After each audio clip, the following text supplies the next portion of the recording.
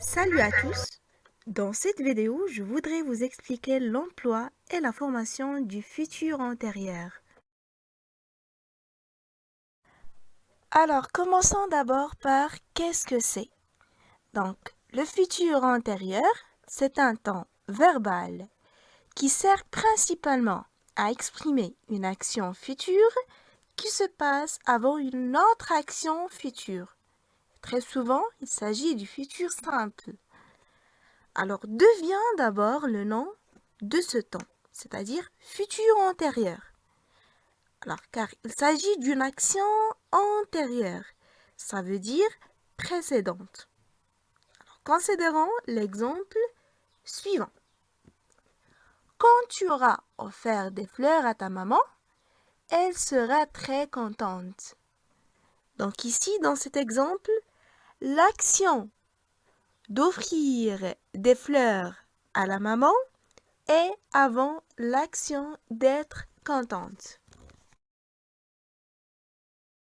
Maintenant, on va voir quand peut-on employer le futur antérieur.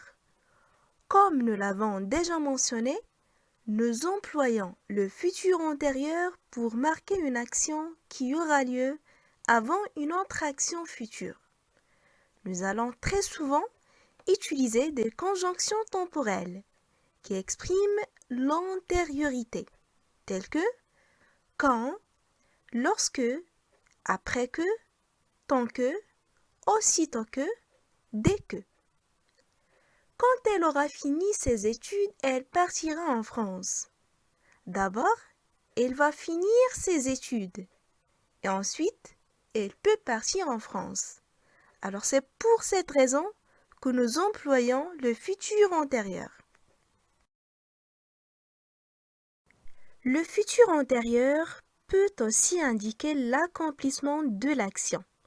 Ça veut dire il s'emploie pour exprimer avec certitude qu'une action sera accomplie, c'est-à-dire sera finie ou bien achevée dans un avenir proche ou bien lointain. Il y a généralement un marqueur de temps qui indique ce moment, par exemple bientôt, avant minuit, l'année prochaine, vers, etc. Par exemple, l'année prochaine, j'aurai terminé la construction de cette maison. Alors ici, on a une certitude que la construction de la maison sera terminée l'année prochaine. J'aurai bientôt achevé l'écriture de ce texte. La même chose. Alors, avec certitude, on sait bien que l'écriture de ce texte sera achevée bientôt.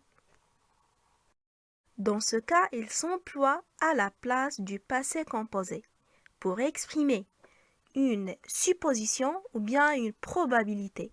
Vous voyez avec moi l'image? Il sera certainement tombé ou bien il aura peut-être eu une panne. Passons maintenant à la formation.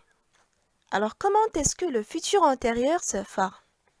Tout simplement, nous prenons le verbe auxiliaire être ou bien avoir conjugué au futur simple et nous y ajoutons le participe passé du verbe conjugué. Alors n'oubliez pas que le choix de l'auxiliaire ainsi que les règles d'accord sont les mêmes que le passé composé. Alors pour bien comprendre, je vous ai présenté ici la conjugaison de quelques verbes. Prenons le verbe aimer qui se conjugue avec l'auxiliaire avoir. Donc, on dit j'aurais aimé, tu auras aimé, il aura aimé, elle aura aimé, nous aurons aimé, vous aurez aimé, ils auront aimé, elles auront aimé. Observez bien que le participe passé reste invariable parce que on a l'utilisation de l'auxiliaire avoir, donc on n'a pas l'accord. Prenons ainsi le verbe partir qui se conjugue avec l'auxiliaire être.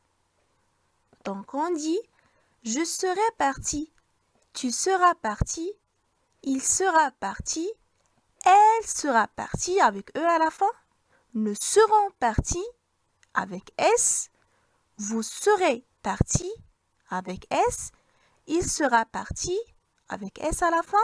Elle sera partie avec ES. Donc, n'oubliez jamais l'accord du participe passé avec le sujet quand on utilise l'auxiliaire être.